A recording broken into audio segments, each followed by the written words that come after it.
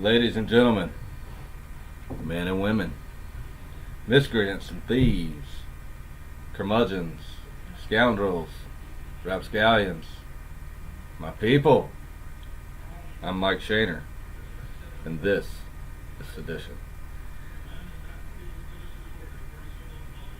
Hope everybody's doing well today. Beautiful day outside, man. It starts like winter but ends like spring. So we're going to do things a little different. We're going to do things a little different today. I'm starting a new series on my favorite topic of how the government fucks shit up. So today I get to start on who will build the roads. And I wrote this article quite a while ago, so really all I got to do is read today, motherfuckers. And that's cool because I know a lot of you don't like to read, and it's a pretty good article.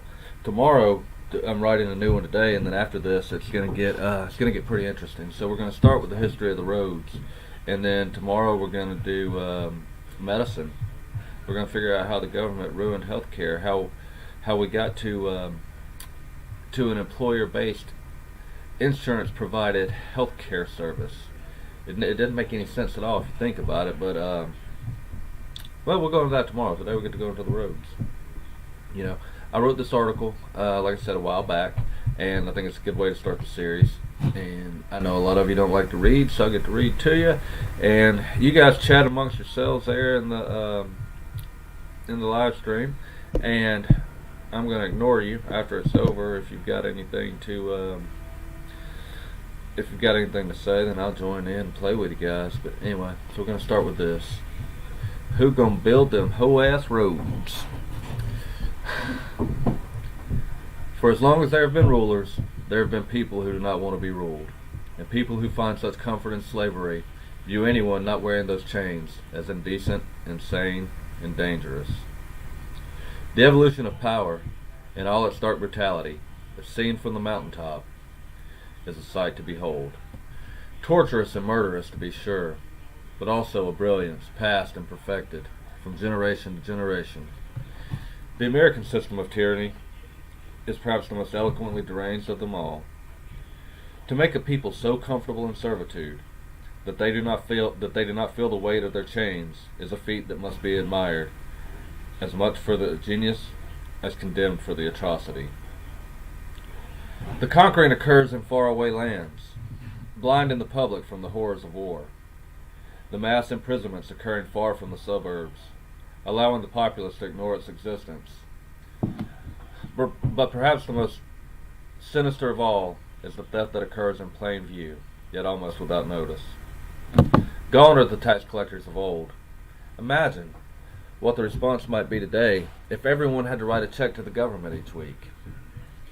As much as the system should be admonished, it also has to be admired.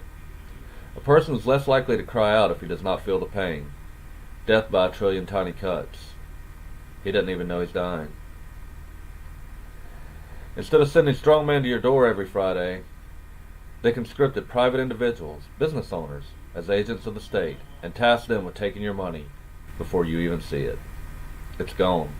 You've lost it, but you don't mind. You never even knew it was yours.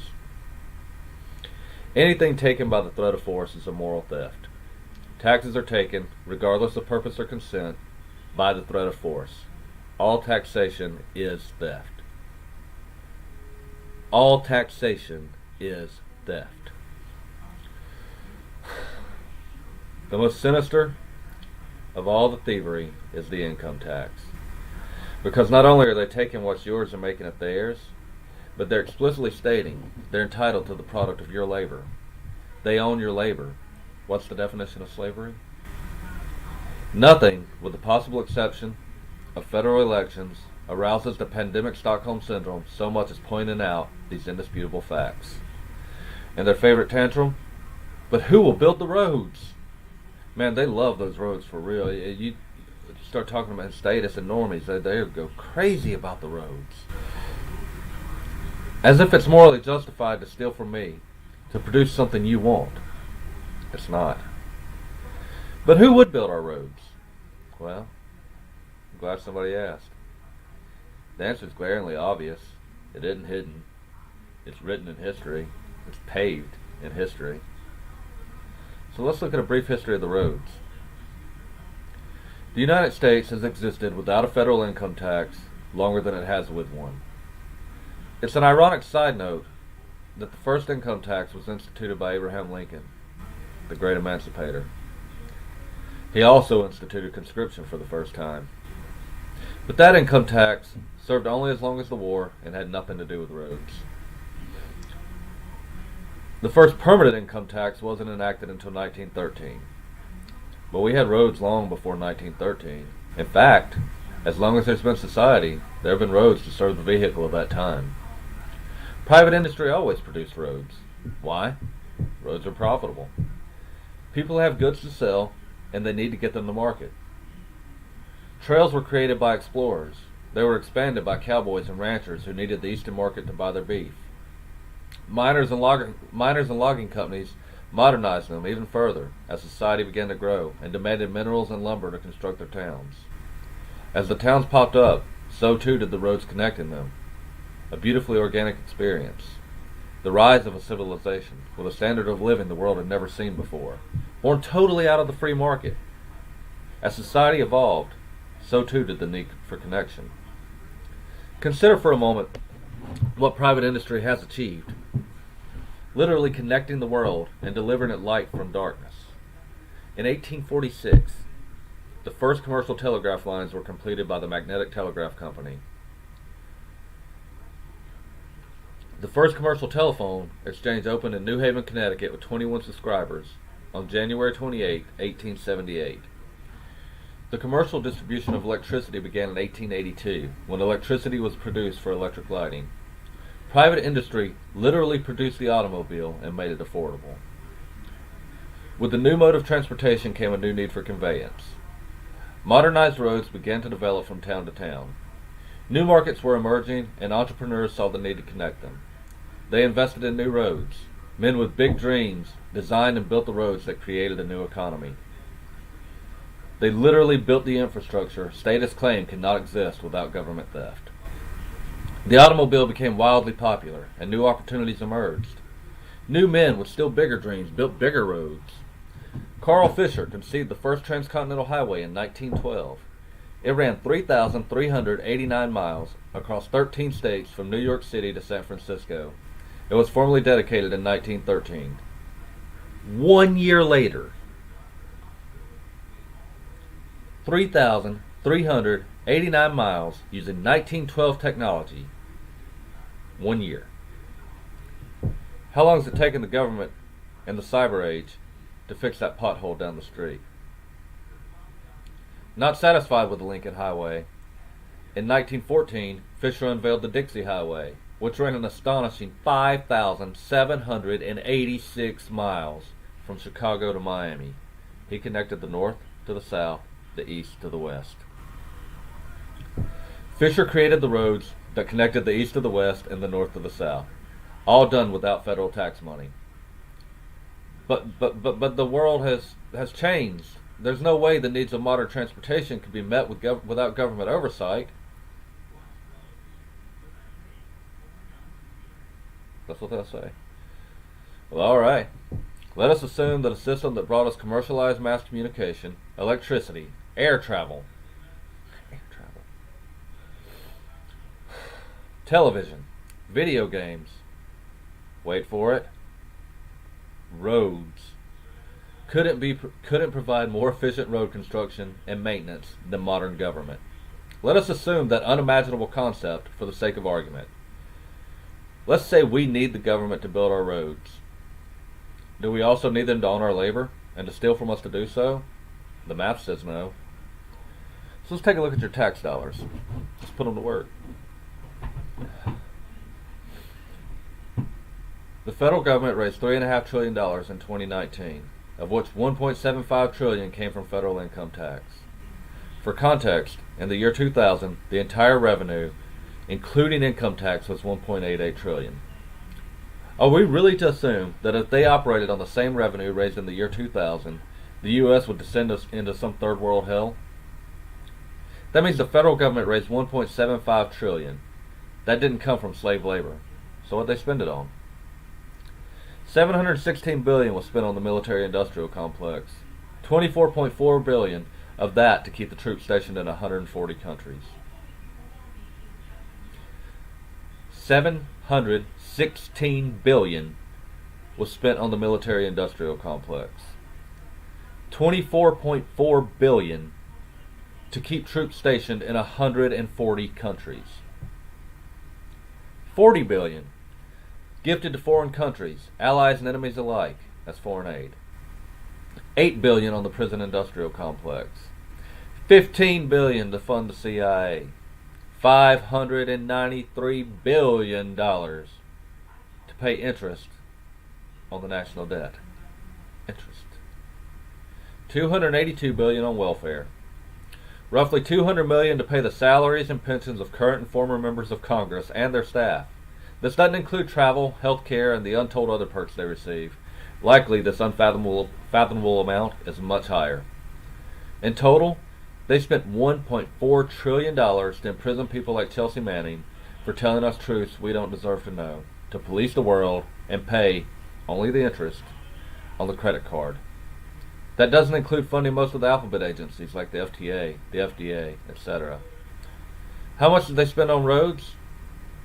A paltry $50 billion.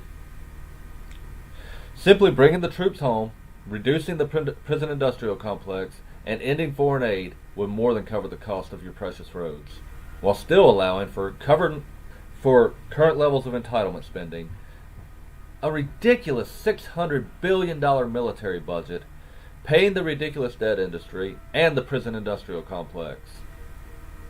Do we need a $600 billion military and a prison industrial complex? Unconditionally no. But the neocons could still have them without stealing from me while continuing to build your roads. Taxation is theft. Income taxation is free-range slavery. Too many of you are willing to sell yourselves in exchange for a government monopoly on road construction. The saddest part is, you don't have to. You can have your labor, and you can have your roads. Tomorrow, I'm going to talk about healthcare. Today, we're talking about roads.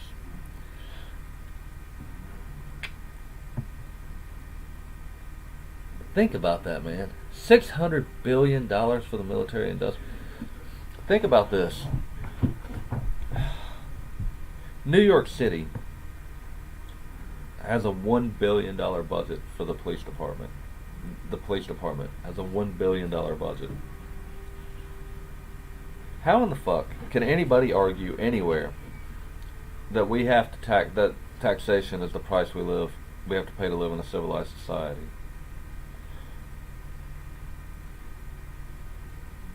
It doesn't add up. We don't have a $1 billion police department. That's one city in America. One city with a $1 billion police department.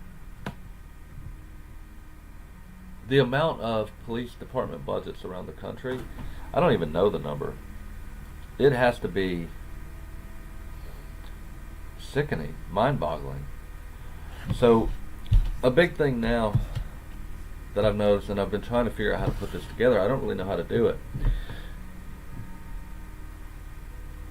The right wing has made it so that to accept limited government, you need to embrace the police. And this makes no sense, does it?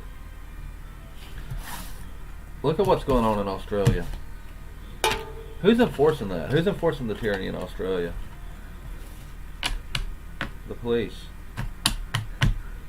If they come for your guns, who's coming for your guns? Are the politicians going to do it? If they started enforcing lockdowns, vaccine mandates, and all that jazz here, the police are going to do it. You can't complain against all this tyranny and then have a police force with helicopters, with drones. You can't have a militarized police department and preach limited government or pretend you care about limited government. because they're the enforcers of big government. But for some reason, people buy it. I don't understand how they've done it, man. I don't understand how they trick you so well. Like, you have these right wing people that really get a lot of it, man. They really get so much of it. But then when you get to that cop thing, they're just like, oh, ease off, motherfucker.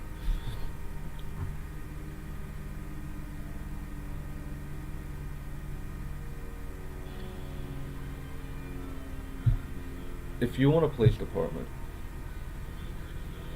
that arrest rapists, that arrest murderers, that arrest child molesters, I want that too. I don't want those people in the world. We can defund the police and have that. What I don't want is a police department, as a cop hiding down the street, raising revenue for the city, because that's how government expands. It's a shell game, man. So they're telling you, limited government, limited government, limited government. Back the blue, back the blue, back the blue. The blue's stealing from you and giving to the government. How can you have both? You can't. You simply can't have both. You can support police officers when police officers deserve to be supported. The myth of the good cop dies when you realize that none of them stop the bad cops in action. The way policing is today,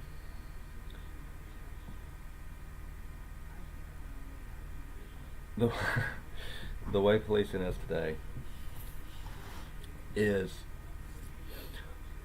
it has to be. I mean, I have to agree with, I don't even know what the left, I don't know what their plan is. I don't know what they want to do.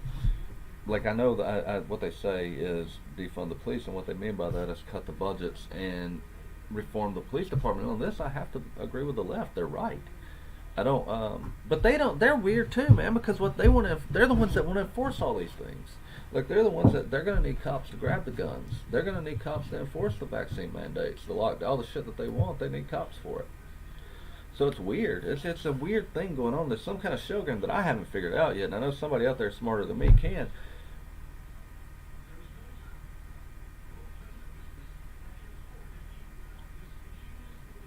Well, really, I have figured it out. Is to keep you divided and to keep the government growing. So the left says, I want all these rules, but I don't want anybody to enforce them. The right says, I don't want all those rules, but I want all these people to enforce it. So no matter which hand you go with, you're getting more government. If you go logically right down the line and see it for what it is, the police are the first place that need to be held accountable, because they're, the ruling class can't rule without the enforcing class. No mafia, no Don is powerful without teeth, and the police are the teeth of the government. So if you want to limit government, you limit the teeth of the government. When we have a police force that works for the people, so mostly a private police force, then then that would be a different thing.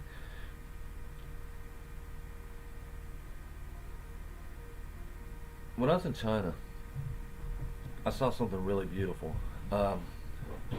China's a communist country. I saw a lot of communism in action. I saw communism at its root, and I saw how it doesn't work. It wasn't a theory to me anymore. But in a lot of ways, they had a lot more freedoms than we did. They weren't afraid to drive down the road. In fact, they never stopped. There were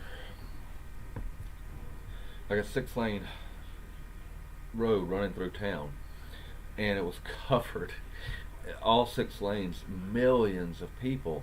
This is in, well, Taiwan and China, but in Taipei specifically, millions of people on these scooters, just scooters lined up everywhere, so many scooters, and you couldn't get a piece of paper between them, and they're flying at 100 miles an hour, it seemed like, and you'll have whole families on them. You'd have a man, a woman, and 2 kids in the morning.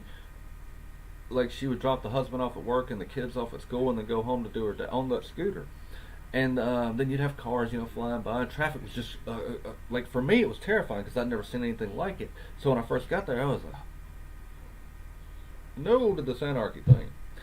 But then I because there were no traffic, I never saw traffic. I saw lots of police, lots of military, but I never saw a cop. Um, but after a week or so, and I got used to it, and I realized I never saw an accident, I never saw a traffic jam. It was constant movement. It was a natural order. It was spontaneous order, and I loved it.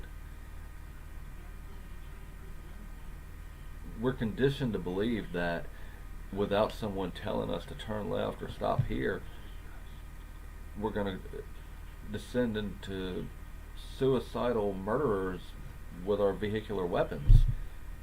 And just common logic says that's not the case. People don't want to get hurt. Like, people don't want to get hurt. Nobody wants to get hurt. Like, you're afraid, the crazy nut you're afraid of down the road, he's not going to just ram into you. It just isn't going to happen. People don't want to get hurt.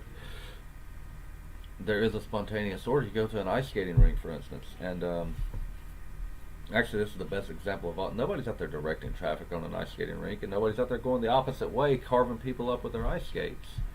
The traffic flows. People think if you move this, and I'm not, I'm all for anarchy, but people think if you, the government has learned to make slaves out of fear, to use fear to keep you in slavery. Ron Paul said, if you made heroin legal today, how many of you are going to run out and do heroin? How many of them run out and did heroin when it wasn't legal? A lot. And I wouldn't. I don't want to use heroin. If I wanted to, I would use it. The legality of it makes no sense.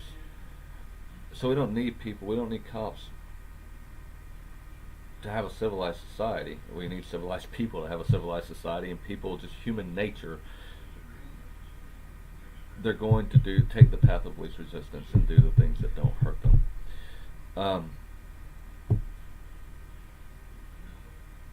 Police reform is something that has to happen. Don't let them control that narrative. Take it back, because through their ratings, they believe that pushing this back the blue is a good gimmick for them. If you want to back the blue, make them hire good policemen. Make them hire good policemen who are subservient to the people, who are humble, and who understand that their job is to serve and not bully. And make them hire cops who will pull over and help somebody change their tire, because cops don't do that. I've had a flat tire, and I've had cops just drive right on by me, never stop. I had one car. I did have a cop one time. One time stop when I had a starter issue or something, and he helped me out. I was a clear Alabama policeman. I'll give him credit for it. I've had 1,000 more stop, make sure I wasn't doing anything they could arrest me for, and leave me stranded on the side of the road.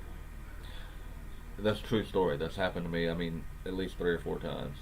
When I was a kid and I was poor and I drove a crappy car, I was afraid of getting pulled over all the time, no matter what I did. And I'm white, so they like to tell you this is a white-black thing. This isn't a white-black thing. Cops are bullies, and they bully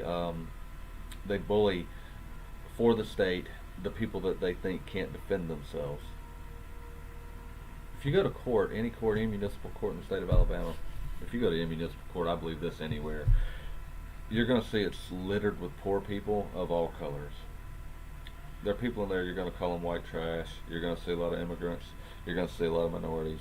You're not going to see a lot of wealthy people. You're not going to see a lot of middle class people. And that's how they're able to do it. They get 1 or 2 middle class people here and there by accident, but it's mostly going to be the perimeters of society, the ones that nobody cares about. Pretty soon that's going to be you,